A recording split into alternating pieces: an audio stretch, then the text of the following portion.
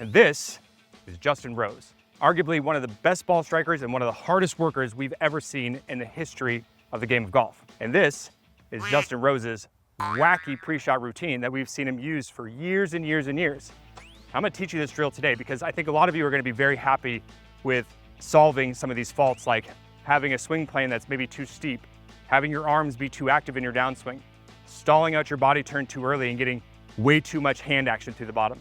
And that's exactly the reason why Justin has this drill in place in the first place, is that if you watch him closely, especially during Augusta this year, you saw that he would occasionally start hitting the ball left. And the reason why that happens is that you gotta remember the downswing's happening very, very quickly, and the body is gonna slow down at some point. If the body slows down just a little bit too early in his swing, his hands start to get a little bit more active.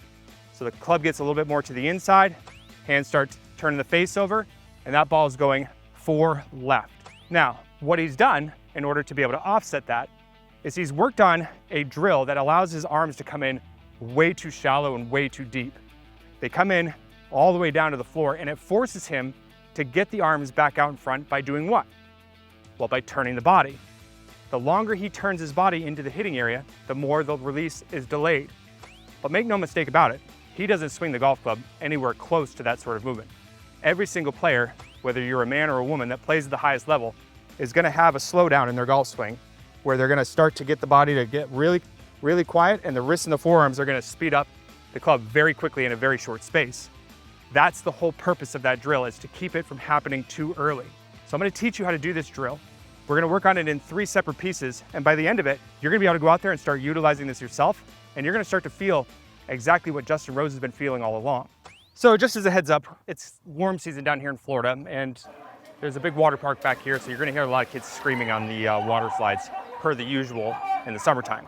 So just wanna let you guys know I don't have a small child locked in my bag. I know that's been one of the things that pops up in the comments, but we are out here today working on getting better at the game of golf. Yes, we are. And I really know that you wanna get better at the game of golf. Yes, I do. The first step, what we wanna do, is we wanna get comfortable with getting ourselves into a good backswing position, but just working on shifting our weight down into our lead side and bringing our arms where they feel like they're coming straight down behind us and getting them to as low to the floor as we possibly can. This is gonna be a movement that's gonna be out of sequence, because when transition's done, the lead arm is generally about parallel to the ground. We're not worried about that right now, because what you're gonna see is that you're gonna be forced to do something when we get to that second step. So we're gonna do about 15 reps where I want you to just go ahead and load up to the top of the swing, okay? Now what I want you to do is that without moving your arms or your shoulders, without moving your hips, I want you to bring your hands straight down to where they feel like they're coming towards your right heel, okay? That right there is your arms de-elevating and you losing some trail side flexion. And that's happening independently of weight shift and body turn. But we don't want to just do that movement on its own. We want to do that with some weight shift over to our lead side. And we want our hips to kind of work dynamically when we do this. So in order to do it properly, what I suggest is when you get up to the top, is I want you to think about moving 90% of your weight to your lead ankle. 90% down into the lead ankle, your hands straight to the floor. Get them as low as you possibly can and stop. So we're gonna load to the top, hands to the floor, back into that right heel. Try to feel like your hands are going right into that right heel.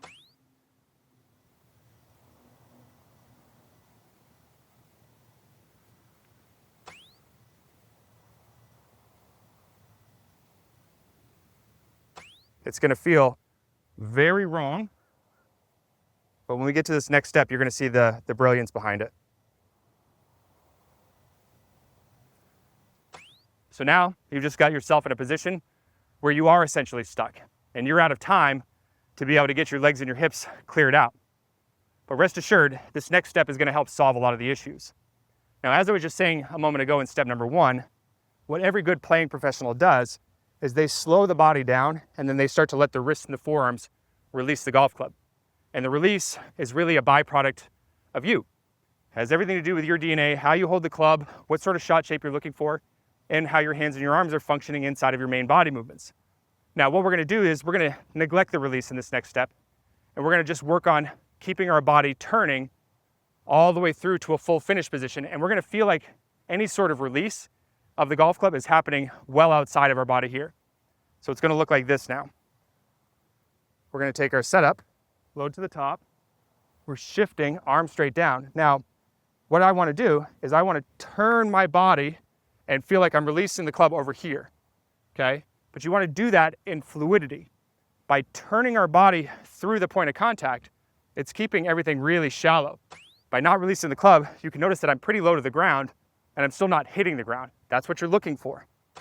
So we're going to load up to the top, hands down to the trail heel as I'm shifting, turn the body, release it over here, okay? Up to the top. Okay? So I want you to do this for another 10 to 15 reps.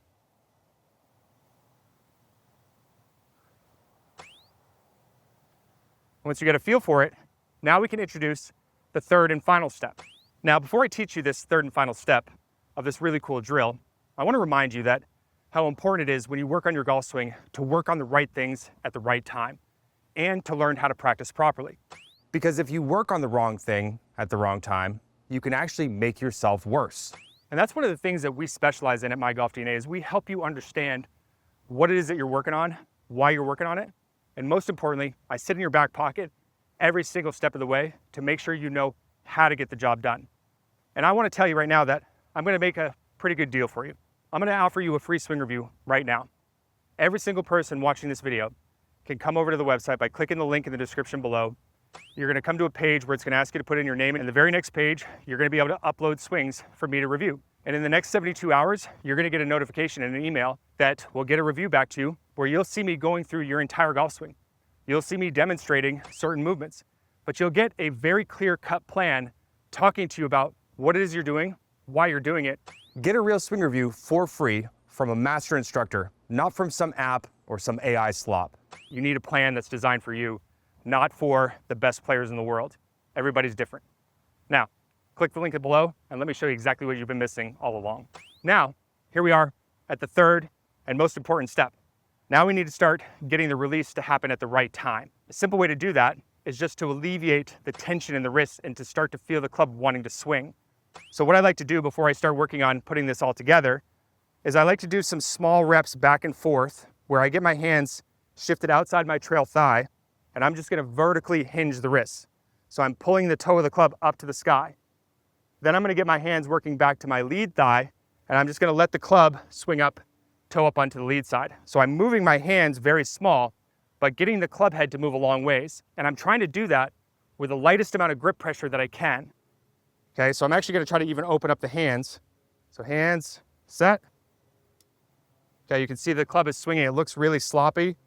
It looks like a flip and a scoop all tied into one bird basket of nothing good. But remember, we're going to be moving very fast in the downswing, and that feel is going to be a whole lot more stable looking when it's all said and done. So now you got a feel for the wrists. You can let things kind of supple up. Now what we got to do is we got to do the downswing and the body turn and feel that release happening on the way through. And this is how you're going to be able to see if you can sink or swim with this drill or not. So we're going to load. Okay, remember, I'm going to bring those hands down to that trail ankle. As it's happening, I'm turning my body, and I'm going to feel those wrists supple up and just let it swing. So you can kind of hear that now the whoosh sound just happened down here instead of over here. I'm letting the club swing. The club will want to release. You need to give it a reason to release. So I'm feeling those hands come down in behind my trail ankle. I'm keeping that body turning. I'm just letting the wrist supple up and letting it swing. And you can see now that it looks a whole lot less like a flip or a scoop. Okay, feels pretty good. I'm just going to go ahead and hit a shot, try it out.